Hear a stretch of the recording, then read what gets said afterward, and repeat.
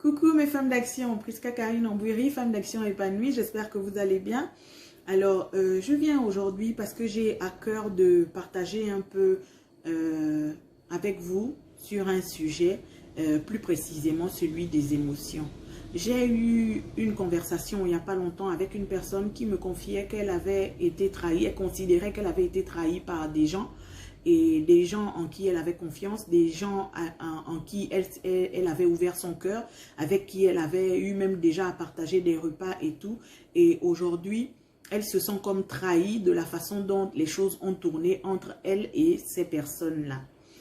Alors, ce dont je voulais parler, en fait, c'est parce que j'aimerais faire la lumière là-dessus, parce que il nous est déjà arrivé à toutes, à un moment donné, de nous retrouver face à ce genre de situation.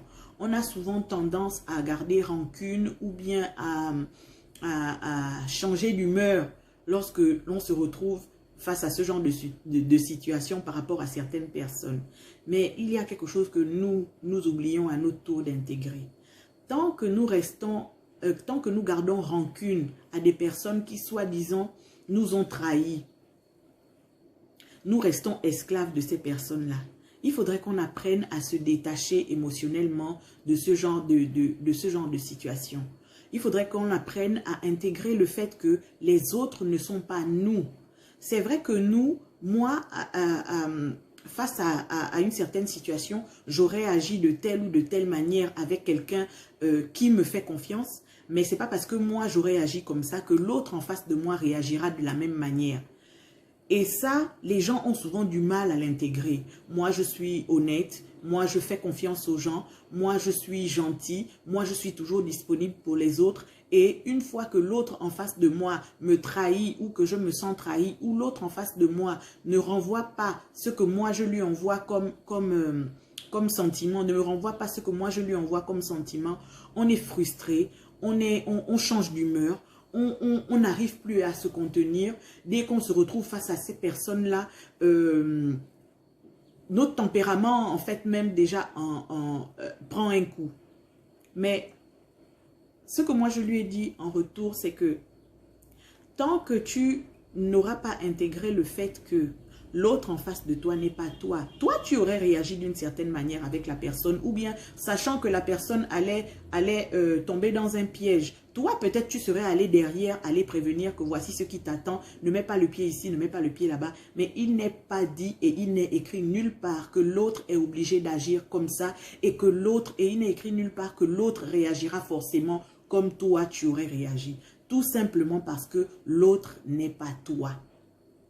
L'autre n'est pas toi, l'autre ne sera jamais toi. Et il faut qu'on arrive à intégrer ça pour pouvoir se détacher émotionnellement de certaines situations.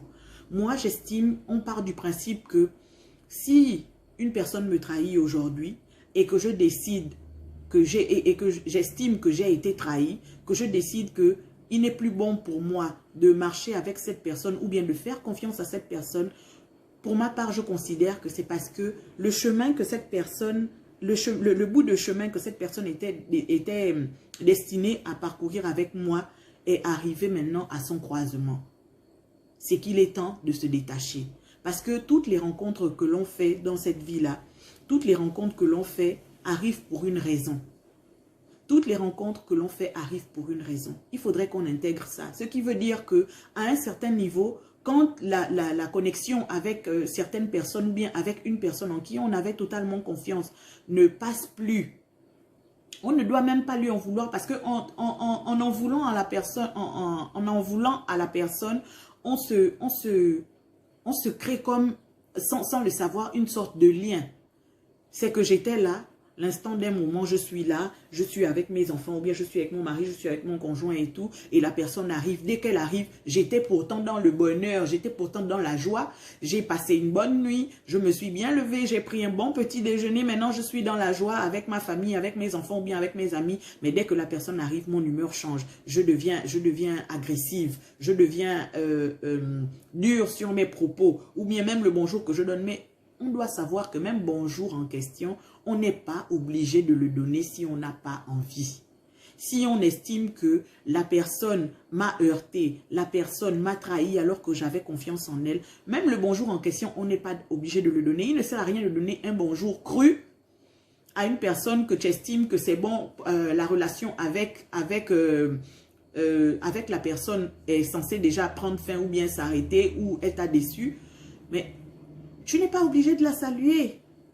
Tu n'es pas obligé de la saluer parce que rends-toi compte que au même instant, quand tu agis de cette façon-là face à la personne, il y a une personne à côté qui ne te connaît pas encore, qui n'a pas encore commencé à côtoyer, qui ne sait pas encore exactement qui tu es, mais qui est là en train de t'observer, qui aimerait bien se rapprocher de toi. Mais dès qu'elle te voit agir comme ça, c'est la première image que tu lui renvoies, qu'elle considérera que c'est ton attitude. Entre-temps, dans le fond, pour la plupart du temps, toi, tu es déçu parce que tu es une personne bien. Toi, tu as été déçu d'une telle ou telle attitude de l'autre parce que toi, tu aurais réagi d'une autre manière, parce que toi, tu aurais pris les choses plus à cœur, considérant que tu ne veux pas faire à l'autre ce que tu ne veux pas qu'on te fasse. Mais tout le monde ne réagit pas comme ça. La vie, c'est ça, c'est fait de différence. Il y a des personnes foncièrement mauvaises, comme il y a des personnes totalement ouvertes et enclins à aider les gens. Que ce soit un service rémunéré ou pas, il y a des personnes qui, les bras ouverts seront toujours là pour nous aider ou bien pour nous accueillir. Donc, si tu estimes aujourd'hui qu'une telle ou telle personne t'a déçu ou t'a trahi, que ce soit sur le plan amical ou bien sur le plan professionnel, tu n'es pas obligé de te retrouver avec cette personne dans une situation où tu seras dénaturé parce que c'est ça. Quand tu agis avec la personne maintenant de manière crue, de manière sèche, au lieu de couper carrément le lien, tu te dénatures. Parce qu'en fait, tu deviens une personne que tu n'es pas. Tu n'as pas l'habitude d'être le genre qui répond mal ou bien qui insulte ou bien qui envoie balader. Mais quand tu te retrouves face à cette personne-là, c'est ce que tu deviens. Mais sache que en changeant ton attitude en fonction de quelque chose en fonction d'une situation qui t'est arrivée plutôt décevante, en changeant ton attitude par rapport à ça, tu renvoies une autre image de toi à d'autres personnes qui aimeraient bien se rapprocher de toi. Donc, c'était pour dire aujourd'hui qu'il faudrait que l'on intègre le fait que les autres ne sont pas nous. Si tu sens que le comportement avec une tierce personne et toi, les attitudes ne coïncident pas, que la fidélité n'est pas la même, tu es libre de rompre la relation, tu es libre de couper l'amitié, tu es libre de mettre fin à cette amitié-là. Tu n'es pas obligé de la subir d'une certaine manière parce que même si tu t'entends plus avec la personne et que tu continues de changer d'humeur à chaque fois que tu vas la voir ou bien à chaque fois que à chaque fois qu'elle viendra vers toi, tu te dénatures. Donc, songeons à ça. Femme d'action.